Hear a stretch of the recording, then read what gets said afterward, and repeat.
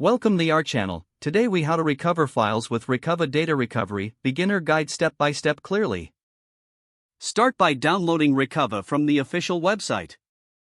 Once the download is complete, locate the installation file in your Downloads folder. Double-click the file to begin the installation process.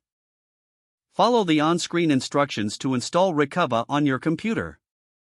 After installation, open Recuva by clicking on its icon.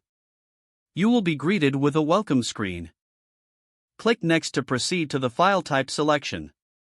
If you know the type of file you want to recover, select it from the list. If unsure, select All Files to search for everything. Click Next to continue to the file location selection.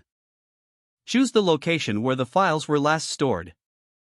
If you're unsure, select I'm not sure for a comprehensive search. Click Next to finalize your selections. You will see an option for a deep scan. Select this option to improve your chances of recovery. Click Start to begin the scanning process.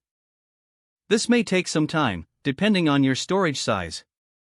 Once the scan is complete, you will see a list of recoverable files. You can use the search bar to find specific files quickly. Files marked in green are recoverable, while those in red are not.